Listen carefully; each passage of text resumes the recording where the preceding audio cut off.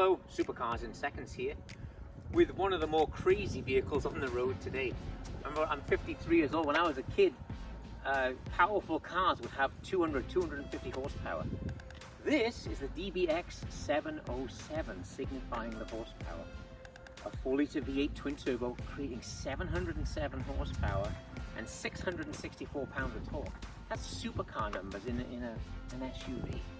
Really a fabulous vehicle. Let's go through it now. We'll show you front to back, some of the cool details, brakes and so on that are just off the chain. Let's enjoy.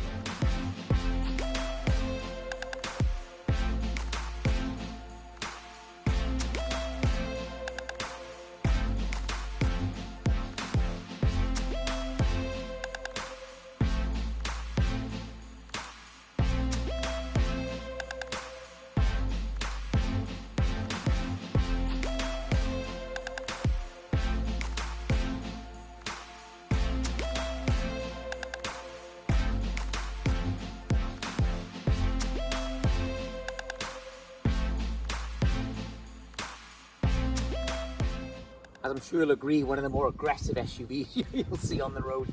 This massive, very signature grille from Aston Martin, but of course in this guy's 28% bigger than it is on what they call now the 550 DBX. Getting more air into basically to cool that big powertrain is the key. We'll have a look at the powertrain now in a moment. The extra skirts and little spats and so on around the car give it some definite performance cues. Up on top of the hood you have this, which is beautiful by the way, all aluminum, frame and body. These little vents, of course, because the turbochargers are up on top of the engine, so it has to get the heat out of there. Really an amazing vehicle. I love this view, and again, that's a good rear view mirror view for sure. But let's take a look at the powertrain inside.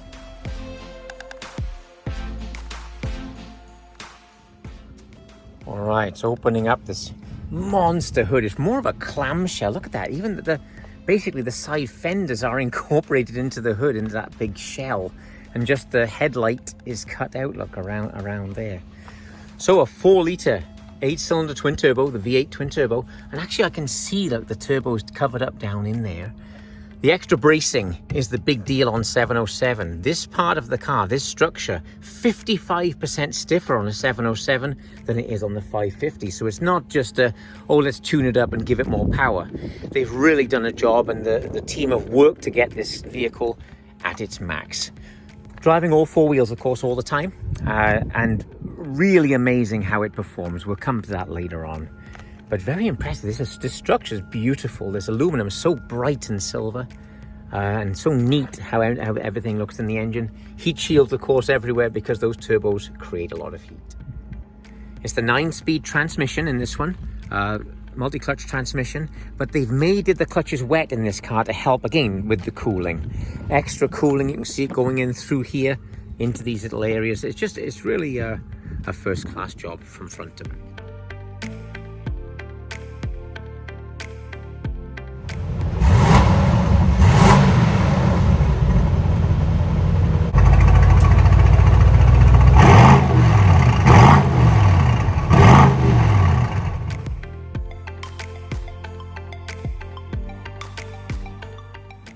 So far as the wheel and tyre package, Pirelli have made a tyre for the vehicle. It's actually a 285 section on the front, and way back there, the 325 section. Again, there's supercar horsepower, but supercar wheels and tyres at the same time. The wheels have to be 23-inch diameter, really, to get around these calipers. Again, I'll put my hand near it. They're a bit warm because I've been driving it hard, but very, very big. 16.5 inches, one of the biggest rotors on the market in carbon ceramic, and that's a big deal. The carbon ceramic on the rotors does save a huge amount of weight. They say 88 pounds over the big steel rotors that the 550 would have. That's a big saving. You know, you'll feel that through the steering, you'll feel that in the ride and everything else around the car. Further underneath, I'm not sure we'll be able to catch it. Oh yeah, we can. It's the big air suspension strut there, and a load of wishbones, and just beautifully made. Just a great car. This particular example has the carbon fiber pack. It's all over the blooming place. There's a nice piece back here. Look at that, all the way down there. And I'll open up inside. This Scorpus red paint is beautiful. Then interior leather matches very close. This is called Spicy Red, which is rather cool with the Alcantara and leather. So you've got a mixture on the seats there. I like the carbon in the center. charging port, you know, a wireless charging port underneath. And where the previous DBX had a mode adjuster just here, the 707 gets this rotating dial for the GT, Sport, and Sport Plus, and so on as an individual mode and things like that. Around back now, and very subtle, 4 big exhausts, a diffuser, and just a great looking vehicle. Look at that thing from the back, very impressive. A beautiful addition. This carbon fiber lip is added from the conventional DBX, and they say they don't need a wiper because the angle is so steep here. They don't need to put a wiper underneath because enough wind passes under there to keep the water off this rear shield. I'm going to put my hand underneath. There's a big rubber section I just pulled on to open up this large rear storage area. Oh, we got a little cover there. We'll pull that out the way. That's a windshield. But yeah, look at that. The finish on everything, the black and this beautiful metal, the quality carpet, of course, of the highest standard. I can raise and lower the vehicle here if you had to store something inside. There's buttons the other side actually which do lower the seats down. So you've got 40, 20, 40 on the seat, so you can split 1 or 2 or whatever you might want to do. Little detail though, from front to back, look at this, even this is leather work on the blooming parcel tray, so that they really haven't missed a trick. Closing it back down, just push that and down it goes. Some info about the size of the vehicle, just to give you perspective. She's 198 inches long, so that's a longer vehicle than you think. Because the roofline is so sleek, she's only 66 inches high, which is interesting. You take the G-Wagon at like 74, so it's a nice sort of low slung vehicle. But if you look at that door and then that rear panel, it's a good length of storage inside once the seats are folded down. That's enough talking about this thing. We got a 707 horsepower SUV. I think it's time we took it down into old Batman's corner here. Let's have some fun. So driver's eye view, that's actually looking out the windshield. Great visibility. These pillars are very big, but they're nicely shaped. The Alcantara and leather mix is super sporty also. The display changes, of course, just by color as you go through the different modes, which again is down in the center here. I just rotate this little dial to change the modes. The screen is actually controlled by the wheel. It's not a touch screen, which seems kind of odd because it's kind of close, but it is all controlled down here. I'll push the little home button, and I love the colorways. It's like a bronze and black, super cool as you select each one. So I push down, I'm able to see the screen there. A good size, almost 11 inches across there, so that's a nice size screen. Look at my front display. If I twist the little dial down in the center here, it'll go from the GT mode down to Sport. I get a little bit of red. Click it, turn it again, it goes down to Sport Plus. Oh, I hear the exhaust open as well. But then further up, I've got individual and terrain where I can adjust it, and individual, of course, where I can select exactly how I'd like the car set up. But a nice looking display.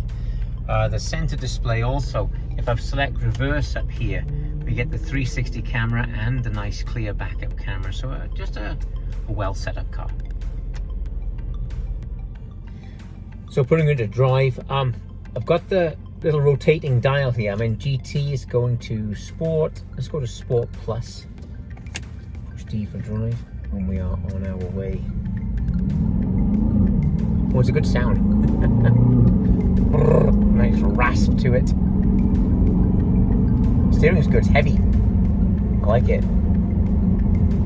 Very fast, it wiggles the car very quickly from left to right. When I put it into the Sport Plus mode, it automatically puts the suspension into Sport Plus. On a lot of Aston Martin cars, you have 2 little rockers on the wheel, engine and powertrain one side and suspension the other side. Assuming you've bought the 707, you might want to be a little aggressive. They've just put it where you're going to change it at once and have some fun. Got a harder corner coming up here now, so we'll see how the handling is. Oh, it's just flat. Impressive. And the steering's loading up nicely. This is cool. Really impressive. Let's see the brake pedal. Takes a bit of pressure, but good feel. A lot of times ceramics, particularly the big ones, have zero feel. This has done some tuning to this car for sure. I've driven the DBX 550 a lot, and this has definitely been tweaked by a team that knew what they were doing for sure. All right, let's go down into old Batman's corner.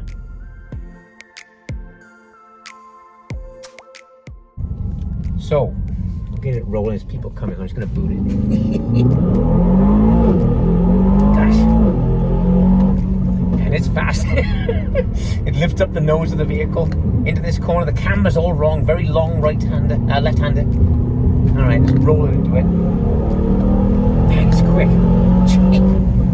Great sound. All right, let's try these great big brakes. 16.5-inch front rotors, 15.5-inch rears, full emergency stop. Like bounce. Very good. Again, the pedal feels good. They've the tuning of the car is really advanced. They've done as I mentioned at the start, they haven't just put more power into it. They've worked this car through and given it an amazing experience. The brake feel, I can really feel the rotor loading up under my foot. Steering is quick, but a little bit heavy, so it feels nice. It doesn't feel artificial. It's just a well-made car.